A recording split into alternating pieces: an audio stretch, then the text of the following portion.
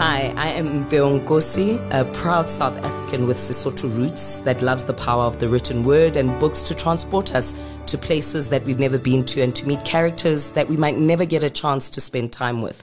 I would love to collaborate with you to bring your words to life. I love fiction, I love autobiographies, I love to read to my children. I have a special place in my heart for African authors. My first selection is From White Dogs Fall from the Sky by Eleanor Morse. She first saw it as a red scratch the next day, laying down a delicate path from her foot toward her ankle. She thought it was made by a thorn, but later her head throbbed and a fever began to rampage through her blood, roaring into her ears, singeing bones, hollowing her eye sockets into dry craters. She told Ian she was frightened.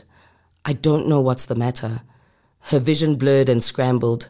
The tent roof turned in a slow circle she thought was the sky. She threw the pillow away from her as Ian tucked it under her head again. His voice was magnified beyond bearing. When he spoke, tears came to her eyes. His face pressed close to hers. "Tell me where you hurt." My second selection is from Endings and Beginnings, an autobiography by Redi Tlhabi. I find myself back in Soweto's familiar evening buzz as swarms of weary men and women pile out of trains, buses, and taxis to make their way home on tired legs. Children still play in the streets until dark as long as the shops remain open. After dark, parked cars offer unmarried couples a semblance of privacy, as boyfriends may not enter a girl's home until mahadi has been paid and a relationship established between the two families. The men often arrive in their cars to visit their girlfriends after dark, and if the girl's parents aren't too strict, she will go sit in her boyfriend's car for a chat and heaven knows what else. This practice of khocheka your girlfriend has become dangerous though, as hijackers and robbers sometimes pounce on unwary couples.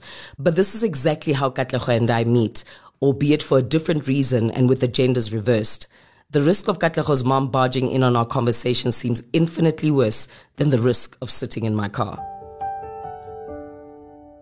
And as a children's book, we've got a selection from Refilwe Mohlaudi called We Are One. When I listen as you tell me your stories, when I dance as I see you dance, when I laugh as I hear you laugh, when I hold your hand as you cry, I love you, and I love myself too. We may look different, you and I, sound different, act different, eat different food, and live in different places. But our hearts, they beat the same. I am you. Thanks for listening to my sample. My name is Mpeo Nkosi, and I look forward to narrating your next solid gold audiobook so that your voice can be heard.